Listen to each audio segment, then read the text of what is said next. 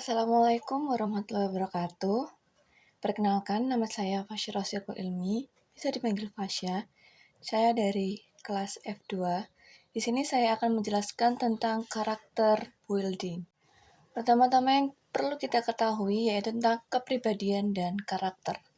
Nah, kepribadian sendiri ini adalah suatu perilaku, pikiran, perasaan yang mudah terlihat atau konsisten. Nah, kepribadian sendiri memiliki faktor, yaitu faktor gen atau generalisasi dan lingkungan. Nah, kenapa bisa kayak gitu? Saya jelaskan, yaitu dari gen, dari orang tua kita. Jadi kita bisa memiliki kepribadian itu kebanyakan dari gen orang tua kita. Jadi contoh-contoh kepribadian itu ada banyak ya. Jadi kayak semisal contoh simpelnya yaitu introvert dan extrovert. Nah, jika kita memiliki orang tua yang extrovert atau introvert, kemungkinan besar kita sebagai anaknya bisa memiliki kepribadian seperti itu juga, introvert dan extrovert. Kayak misalnya nih, orang tua kita ada yang extrovert, ada yang introvert. Nah, kemungkinan besar kita salah satunya. Nah, faktor lain yaitu lingkungan. Nah, kenapa bisa lingkungan? Jadi, meskipun kita memiliki turunan dari orang tua, gen dari orang tua ekstrovert atau introvert, kemungkinan juga bisa berubah jika memiliki lingkungan atau kita hidup di lingkungan yang tidak memungkinkan kita menjadi ekstrovert atau introvert. Jadi contohnya kayak seperti kita atau saya sendiri ya. Saya sendiri contohnya saya ekstrovert. Tetapi lingkungan saya seperti keluarga saya atau teman-teman saya, tetangga saya tidak membiarkan saya atau tidak membiasakan saya, tidak membuat saya ekstrovert. Kenapa bisa gitu? Jadi mungkin orang tua, teman, tetangga itu tidak pernah menganggap atau tidak pernah mendengarkan apa yang saya bicarakan atau tidak pernah merespon apa yang saya lakukan. Jadi kan kayak ekstrovert tuh kayak mungkin dari segi saya banyak ngomong, dari segi saya menyampaikan pendapat atau berperilaku itu ekstrovert, tetapi orang di sekitar saya tidak menghendaki atau tidak menginginkan saya seperti itu. Jadi kemungkinan besar sebuah kepribadian itu dapat berubah karena lingkungan. Meskipun sudah diturunkan dari orang tua kita, ekstrovert atau introvert, tapi dapat berubah jika kita memiliki atau kita hidup di lingkungan yang tidak menunjang kita atau tidak membuat kita tuh ekstrovert atau introvert. Jadi bisa berubah karena faktor lingkungan. Nah, lalu selanjutnya karakter. Karakter adalah nilai-nilai moral dan etika yang mendasari perilaku seseorang. Nah, faktor-faktor dari terbentuknya karakter ini ada banyak, 3. Yang pertama yaitu dari pengalaman hidup. Kenapa bisa kayak gitu? Karena di saat kita memiliki pengalaman hidup yang panjang atau memiliki pengalaman hidup yang bahagia atau yang sulit atau yang mudah, itu dapat membentuk karakter kita. Contohnya, seperti orang-orang sukses. Orang-orang sukses kan memiliki karakter yang disiplin, karakter yang kerja keras, karakter yang jujur. Karena di saat dulu dia merintis menjadi sukses, pengalaman hidupnya dia membranding, dia membentuk dirinya sendiri agar menjadi orang yang layaknya orang sukses. Jadi dulu dia perlahan untuk menjadi sukses, bekerja ke sana kemari, bekerja keras. Jadi dengan pengalaman itu, orang sukses akhirnya memiliki karakter yang pekerja keras. Lalu faktor selanjutnya yaitu dari pendidikan. Kenapa bisa kayak gitu? Karena kita bisa lihat dari seberapa tinggi kita bisa lihat seberapa tinggi atau rendahnya pendidikan mereka melalui karakter mereka. Tapi tidak memungkinkan orang-orang yang memiliki pendidikan tinggi memiliki karakter yang jelek atau sebaliknya. Jadi kayak contohnya yang saat ini sedang viral, yaitu tentang mahasiswa yang beberapa mahasiswa yang memposting foto dan belakangnya ada banner yang bertuliskan orang miskin dilarang kuliah. Nah, dari unggahan tersebut ada salah satu yang saya temukan itu mengkomen atau merepost dan dia memberikan komen bahwa kita meskipun tidak kuliah, kita bekerja juga niat ingin menaikkan derajat orang tua dan kita memiliki hak untuk berkuliah. Kenapa orang miskin dilarang untuk kuliah? Padahal kita juga ingin merubah keadaan kita maupun orang tua maupun derajat orang tua kita dengan berkuliah. Meskipun saat ini saya sedang bekerja. Nah, dari situ kita bisa lihat bahwa orang yang komentar ini tuh orang yang lulusan dari SMA atau SMP.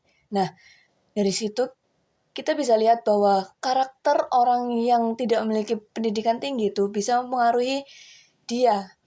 Jadi tidak memiliki jiwa-jiwa yang berpikir logis. Padahal kan sudah banyak beredar bahwa di salah satu kampus memiliki permasalahan dalam bidang UKT sehingga para BEM di sana itu membantu para mahasiswa untuk berprotes kepada rektorat agar diturunkan UKT-nya dengan menyindir ke rektorat dengan tulisan tersebut, yaitu orang miskin dilarang kuliah. Maksudnya itu para mahasiswa itu menyindir rektorat bahwa dengan menaikkan UKT-nya itu beranggapan bahwa orang miskin itu dilarang kuliah sehingga mereka tidak kuat menanggung biaya kuliah sehingga tidak bisa kuliah. Jadi itu menyindir ya, bukan mengelok-elokkan orang-orang yang miskin. Nah, orang yang berkomentar tadi itu menunjukkan bahwa dia tuh minim pendidikan.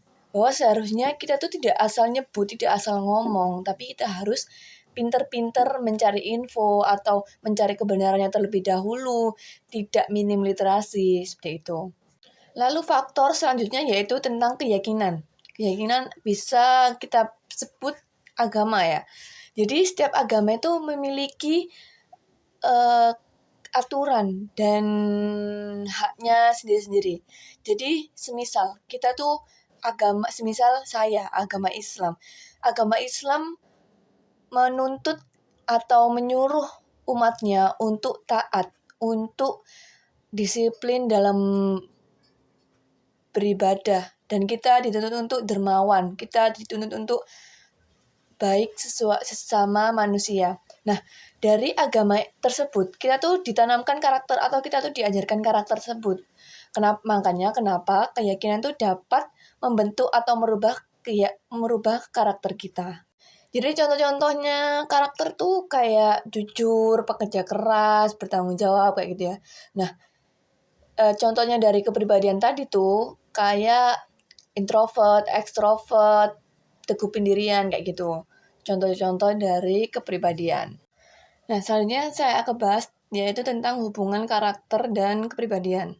Kenapa mereka berhubungan? Karena mereka saling menguatkan atau saling membangun.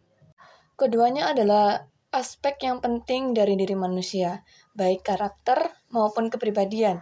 Mereka membentuk bagaimana kita berperilaku, berinteraksi dengan orang lain, dan memandang dunia. Nah, mereka ini saling mempengaruhi.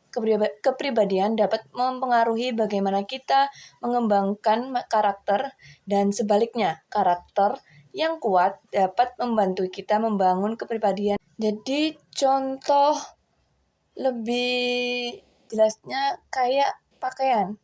Nah, coba bayangkan bahwa kepribadian itu sebagai baju luar yang kita kenakan.